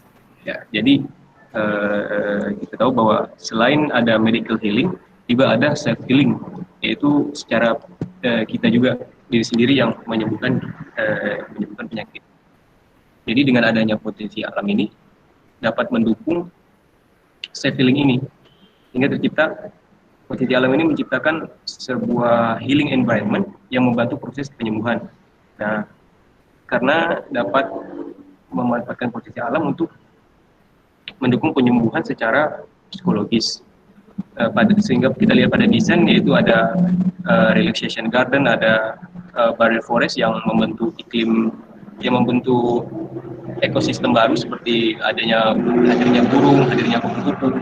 Jadi dengan melihat itu kan kita dengan suasana seperti itu kita merasa tenang, dan itu dapat membantu penyembuhan secara psikologis. Kemudian ada pertanyaan selanjutnya, bagaimana konsep dari kasih ibu diterapkan pada interior ruang dalam bangunan? Nah, lebih tepatnya sebenarnya konsep green connectivity. Nah, yang diterapkan pada bangunan, pada interior dalam bangunan, yaitu yang pertama mengoptimalkan organisasi ruang, pengelompokan ruang. Kemudian yang kedua ada desain yang atraktif untuk anak, yaitu pada public area yang ada playground-nya. Kemudian yang ketiga desain yang calm, yang untuk mendukung ibu dan support sistemnya. Siapa support sistem ibu? Yaitu misalnya ayah atau nenek misalnya. Nah, dengan adanya support system itu pasien bisa merasa lebih nyaman, dan juga pemilihan warna ruang seperti yang saya tampilkan tadi, pemilihan warna ruang dan lighting yang nyaman. Mungkin itu saja. Terima kasih. Okay, thank you Orbe for the answer, and I think we have two more questions, which is from the previous presentation, the local district plan of Langkawi 2035 replacement. So from Mr. Irfan Rizki Fala, dari desain rancangan perkotaan, bagaimana merespon dan merangkul masyarakat menengah ke bawah? So I think he is asking about the B40 in Malaysia. So presenter, you may answer the questions. Garis panduan perancangan bandar yang disediakan merangkumi semua kelas masyarakat. Jadi penyediaan fasiliti kemudahan masyarakat ini akan disediakan mengikut populasi dan keperluan semasa. Dan juga contohnya ada keperluan daripada B40 juga akan disediakan. Kita dapat kenal pasti melalui dibantu dengan kaji selidik dan juga bancian keperluan masyarakat setempat untuk mengenal pasti kekurangan yang ada. Antara contoh projek fizikal yang boleh disediakan seperti perumahan mampu milik, projek fizikal penyediaan kawasan lapang, institusi kemahiran dan pendidikan serta kemudahan dan rawatan kesihatan dalam perancangan bandar. Terima kasih. Okay, and for the next questions from Mr. Nick Ahmad Firdaus. Apakah sinonim dan maksud bagi perkataan heterogen, holistik dan sofistikasi? Okay, saya akan jawab soalan ni. Okay, terima kasih Mr. Nick Ahmad Firdaus. Berkaitan soalan sinonim bagi perkataan heterogen, holistik dan sofistikasi. Ini berkaitan dengan tajuk Hala 7 Strategi pada masa akan datang yang mengandungi 5 teras. Okey, bagi heterogen, ayatnya adalah pelancongan heterogen yang bermaksud pelancongan yang terdiri daripada berbagai jenis, iaitu dari segi pelbagai jenis pelancongan. Seperti yang saya sebutkan tadi, Langkawi mempunyai 9 jenis pelancongan. Okey, seterusnya bagi perkataan holistik, iaitu guna tanah holistik, bermaksud guna tanah yang bersepadu dan menyeluruh. Dan seterusnya sofistikasi, iaitu prasarana yang canggih pada masa akan datang. Terima kasih. Okay. Thank you Ailana Suha. Terima kasih untuk jawapan kepada Encik Nick Ahmad Firdaus. Okay. For Rudy, we have question here. Daripada Encik Muhammad Deneb Iqbal Muhammad Isa. Berapa kostum projek rumah sakit EOS dan adakah ia akan melibatkan ramai pihak dalam projek tersebut untuk menjayakannya? Okay. Terima kasih Muhammad Daniel Iqbal. Costing for EOS project. Untuk cost sebenarnya saya belum tahu karena tidak menghitung berapa jumlah costnya. Yang jelas untuk superkomputer sendiri dari DGX Nvidia, dia menjual unit tersebut seharga $120.000 untuk satu unitnya. Dan setiap rumah sakit atau every hospital need minimum 2. Minimal adalah 2 buah GDX system. Jadi minimal dia mengeluarkan sekitar maybe $300,000 from computers.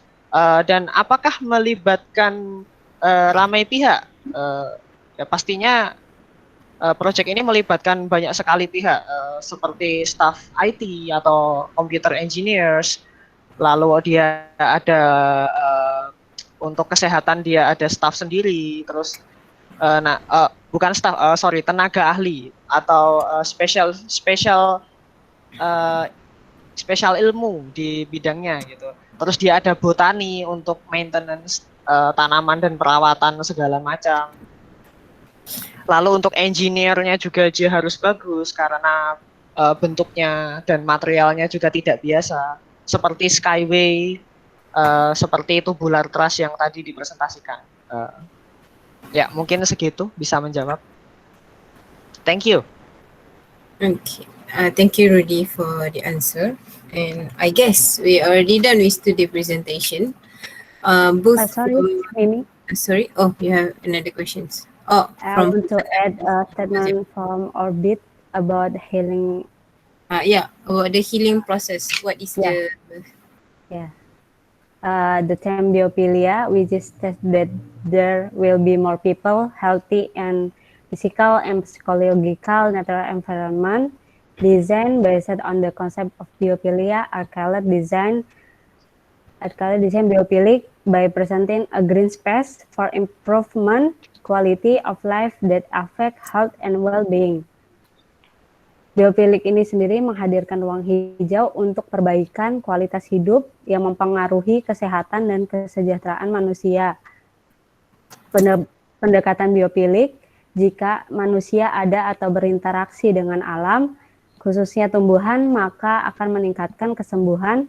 Contohnya saat orang sakit mata, dengan melihat tumbuhan hijau, membantu mengurangi mata minus. Selain itu, alam juga membantu mencairkan kondisi rumah sakit yang terkesan dingin dan menakutkan atau scared. Lingkungan yang baik diharapkan dapat mempengaruhi psikologis pasien, family patient, tenaga medis, dan pengunjung rumah sakit sehingga dapat beraktivitas dengan nyaman. Oke, thank you. Okay. Thank you, Hasanah, for the answer. And if there anyone wanted to add any other questions?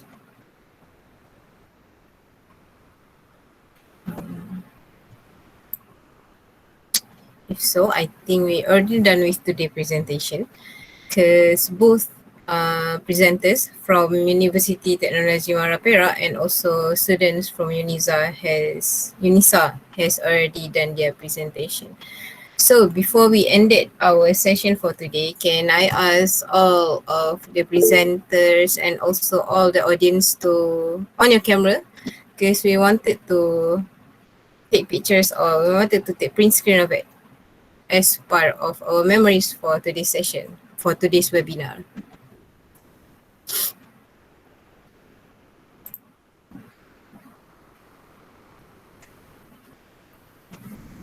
Okay. So 1, 2, 3.